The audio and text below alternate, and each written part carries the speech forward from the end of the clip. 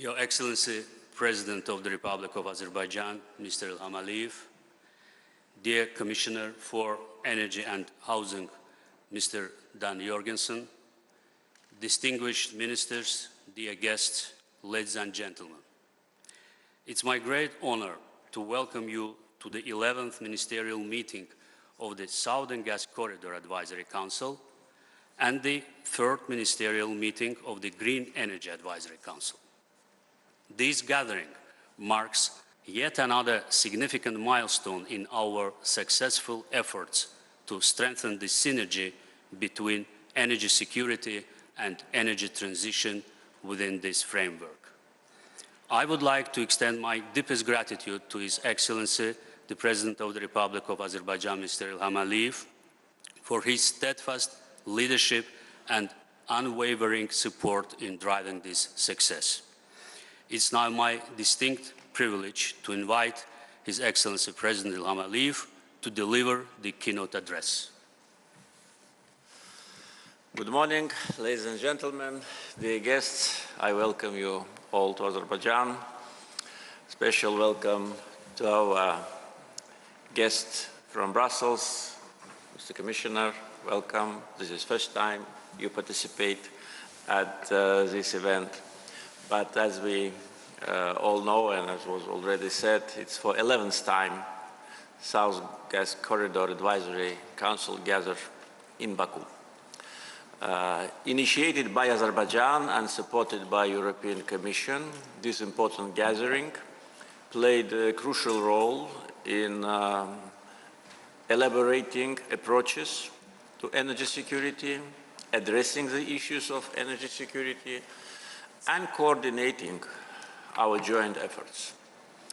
And today, while we had a family photo procedure, I said that we will need probably more space for that because the team is growing, and this is a very good sign of our cooperation. The more time passes, the more countries and companies are involved in the process, united with a common goal. First, to strengthen cooperation, because without cooperation, none of the energy security projects would be possible. And second, to provide energy security for themselves, for their neighbors, and for the partners. And I think the very positive spirit of partnership and cooperation which unites us is a clear demonstration of our responsibility. Responsibility of producers, transitors, and consumers. And of course, the balance of interest between the three major actors of this process, with the support of international financial institutions, made our stories success stories. Countries, their governments, investors, companies, leading international financial institutions. So this is our team, and the team is growing. It is clear today more than ever before that energy security is an integral part of national security of countries. I would also say that today we can talk also about industrial security, because in order to develop industries, we need energy resources, we need petrochemicals, we need fertilizers, and Azerbaijan is a producer and exporter of crude oil, natural gas, oil products, petrochemicals, and fertilizers. And our energy company, SOCAR, is involved in upstream, downstream, midstream, in Azerbaijan and outside our boundaries. Azerbaijan for many years was and will be a reliable partner. And as High Representatives of European Commission noted, Azerbaijan is a reliable partner in the field of energy and a pan-European gas supplier. This is true. Geography of our gas supply is growing. Since our last meeting here in Baku at the 10th Advisory Council, 5 more countries became recipients of our natural gas. Today, Azerbaijan supplies natural gas to 12 countries. 10 of them are European, 8 of which are members of the European Union. And the geography of our gas supply in Europe will definitely grow, because today we are already involved in creation of gas distribution network of some European countries. Some of them do not have it, some of them need to expand it, and Azerbaijan, as investor, is planning to do it. So geography of our gas supplies definitely will grow through different ways, including interconnectors. And of course, we need to think about joint efforts in expansion of the existing gas pipeline system. Southern Gas Corridor is a tremendous success story of all of us.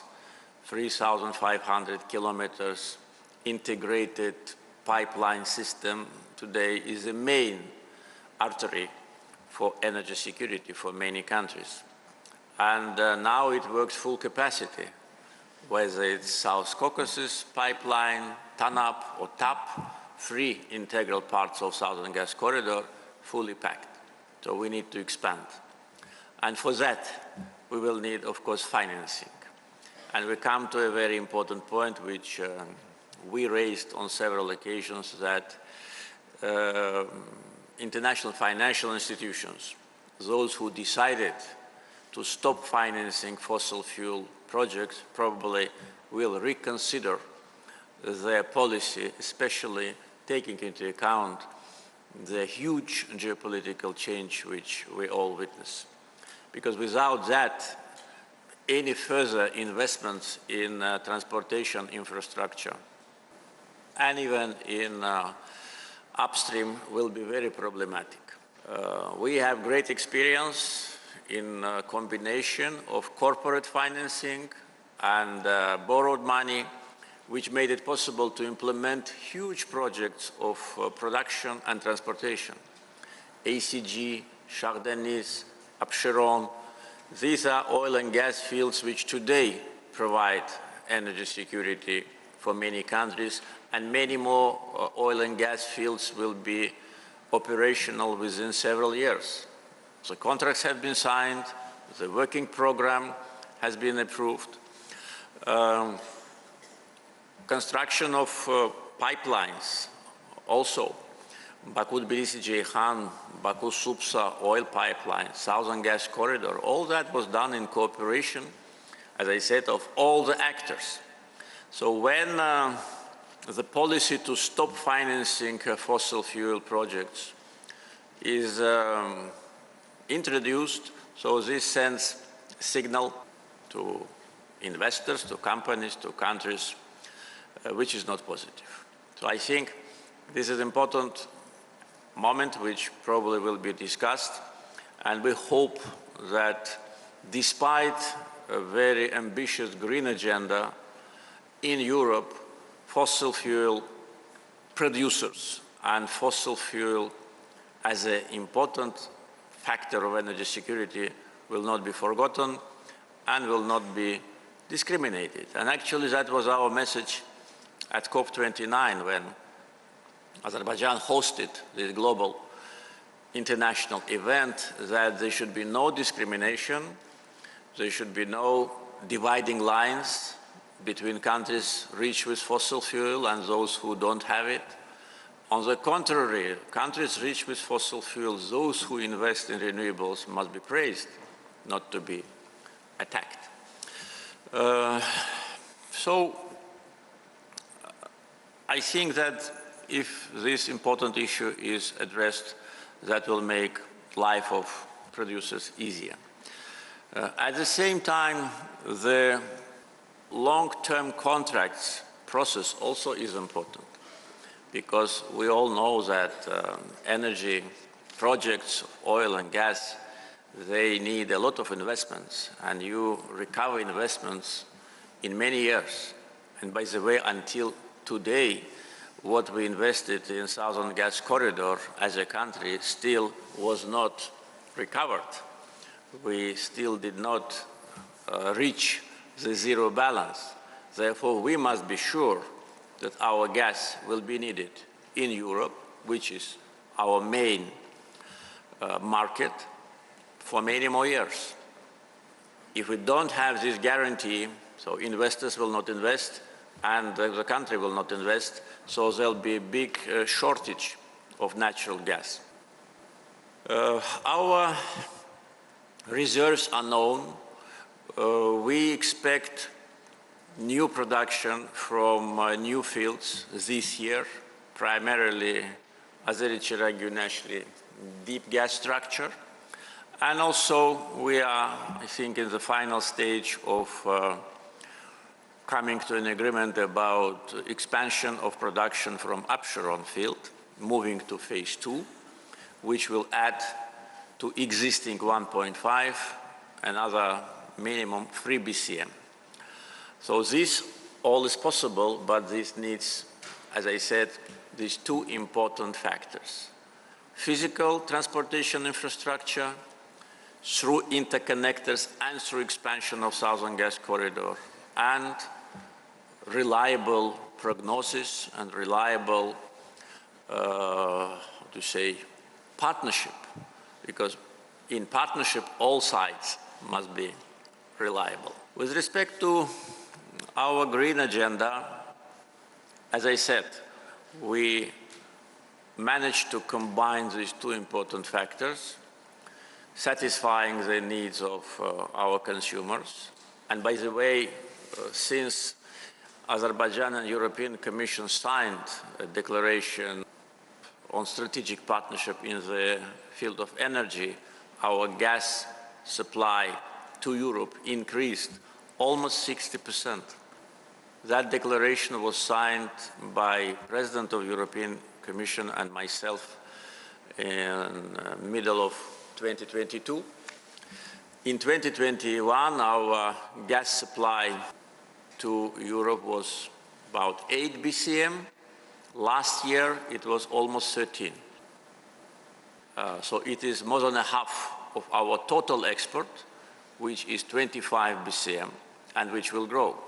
So it is a substantial amount already today. And taking into account our plans to engage new fields and also to increase production from existing gas fields, definitely we will have much more gas for our consumers.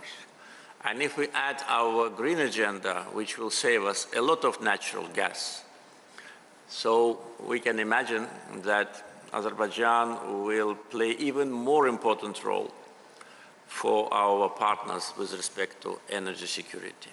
Today already signed contracts with our investors on solar and wind power stations will allow us to have by 2030 6 gigawatt of solar and wind energy. As I said, that will save a lot of natural gas, which we today use to produce electricity domestically, and that will all be available for export.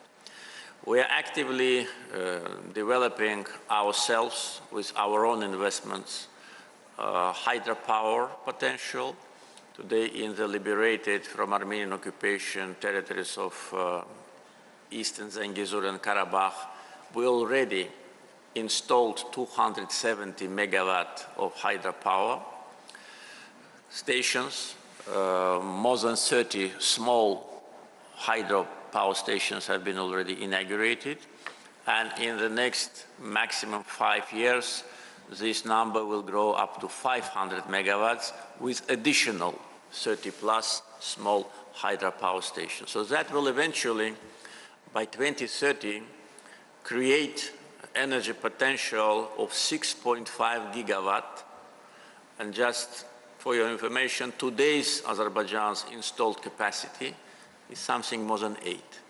So we will almost double our potential to produce energy from renewables within next 5 years.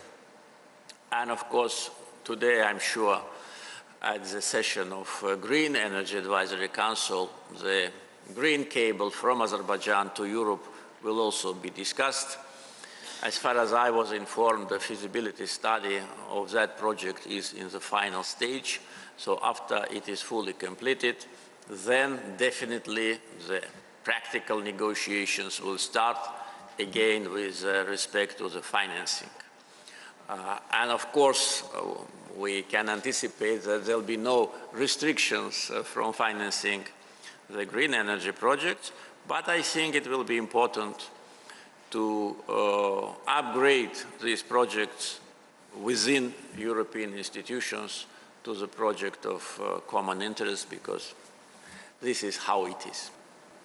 So probably I will conclude now, once again, expressing deep satisfaction with the results we achieved, with the active format of our cooperation. Yes, we gather once a year in Baku, but throughout the year there are numerous events, numerous meetings, conferences, bilateral, multilateral partnership formats, which actually create the synergy. And as always, at the Advisory Council, we review what has been done during last year and plan our future steps. So I wish both councils success. Thank you.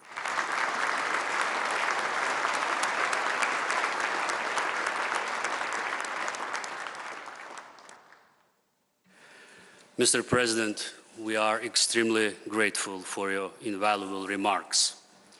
The Advisory Council, established with your visionary initiative, has evolved into a vital platform for enhancing energy security regionally and globally.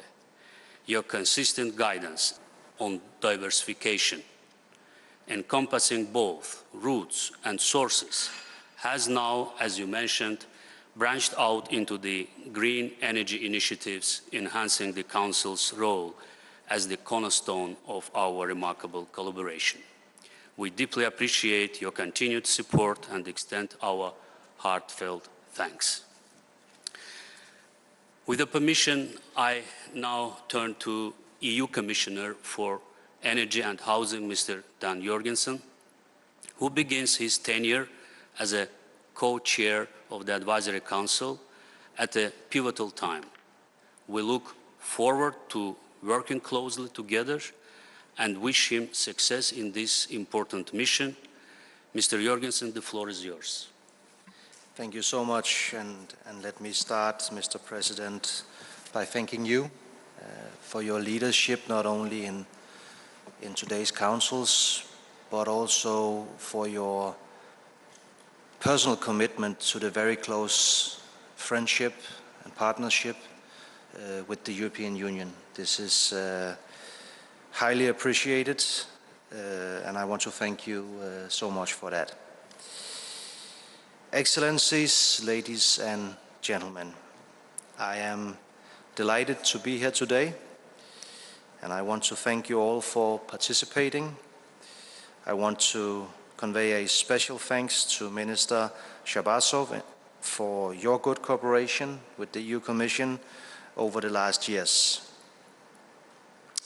Now, 3 years ago, Russia's brutal and illegal invasion of Ukraine and its weaponization of energy upended the fundamentals of our energy market, causing a tremendous shift in Europe's energy system.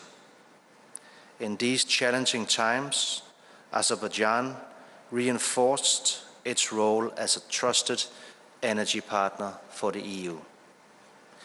Gas started flowing from Azerbaijan to Europe through the Southern Gas Corridor in 2020. And as you know, President von der Leyen came here 2 years ago to sign a strategic partnership in the field of energy with you, Mr. President. Our partnership with Azerbaijan and our cooperation on the Southern Gas Corridor were essential in our efforts to diversify our gas supply and to reduce our reliance on Russian gas. In the coming years, we expect pipeline gas from Azerbaijan to play an important role in the EU energy system during our transition to net zero. In this sense, we welcome efforts to expand trading capacity. The Southern Gas Corridor Advisory Council is an important part of such efforts to oversee the operation of the corridor, to tackle methane emissions from the oil and gas sector, and to promote energy efficiency, renewable deployment, and electricity grid development. But our work is not just about meeting the challenges of today. It is about charting a path towards our future. And that is why we are working to establish a green energy corridor between the South Caucasus and the European Union. There are various concrete ideas using different technologies and different routes. It remains to be seen how the most promising ideas could combine and develop into a proper green energy corridor. There is enormous potential, a good spirit of cooperation, and high interests from all sides. As stated by President von der Leyen, we encourage an inclusive approach to ensure that the entire region benefits from this project. This will be an important topic today at our third Green Energy Advisory Council. It will also be an opportunity to discuss progress in the initiatives championed by Azerbaijan during its COP presidency last year. In particular, I refer to the Global Energy Storage and Grids Pledge, with targets of achieving 1,500 gigawatts in energy storage capacity and 25 million kilometers of grid infrastructure by 2030. These initiatives bolster our global pledge to triple renewable energy capacity and double energy efficiency gains worldwide by 2030. And they provide inspiration as we prepare new and ambitious national determined contributions ahead of COP30 in Brazil. Let me also highlight the Global Methane Pledge, which Azerbaijan joined last year, thereby becoming one of 160 countries committed to cutting global methane emissions by 30% by 2030. I appreciate that Azerbaijan has contributed to further elevate this issue in COP29. Implementation will be key, but Azerbaijan has become a global example of the positive effects of methane emission abatements, particularly in the energy sector. Similarly, with Socar having joined the Oil and Gas Methane Partnership 2.0, Azerbaijan is well on track to significantly abate its methane emissions from the energy sector and to reach compliance with the EU methane regulation. As you know, avoiding methane loss is one of the most efficient measures to tackle the threat of climate change. It also increases the volume of gas available for domestic markets and for exports. As an important element of our strategic partnership in the field of energy, the EU is keen to continue exploring innovative approaches to accelerate progress in this field and to showcase the progress we are making together. In all our countries, developing domestic production of renewable energy can help save natural gas, ensure access to low-cost electricity, and boost industrial competitiveness. In the case of Azerbaijan in particular, efforts on energy efficiency and renewable energy have potential to make significantly more gas available for the export markets in the coming years. The EU stands ready to step up cooperation with Azerbaijan to develop its tremendous potential, including with offshore wind power technology in the Caspian Sea. On our side, in the last 5-year term, EU legislators completed all the new measures to deliver on our Green Deal agenda and Repower EU strategy, including more ambitious energy efficiency and renewable energy targets for 2030. Under the new Commission, we will focus on implementation.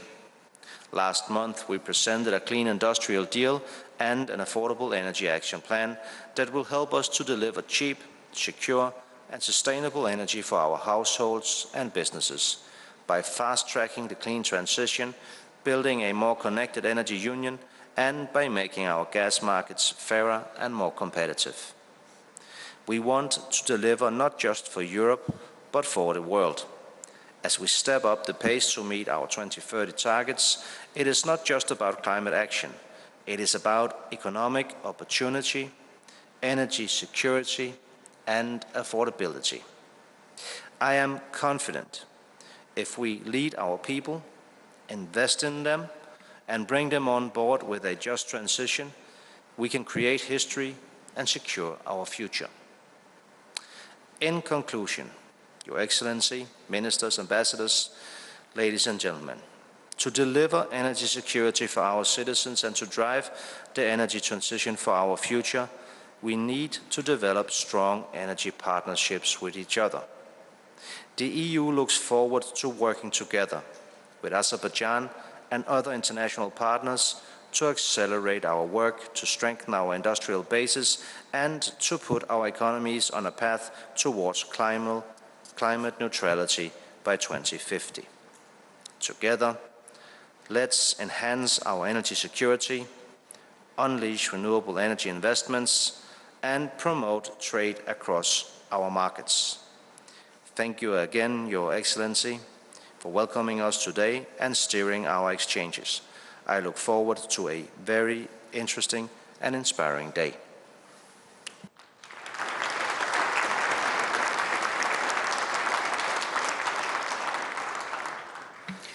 Commissioner Jorgensen, thank you very much for an insightful speech.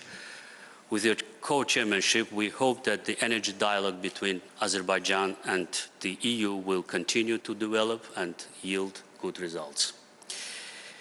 This concludes our opening session. Mr. President, thank you very much for being with us today.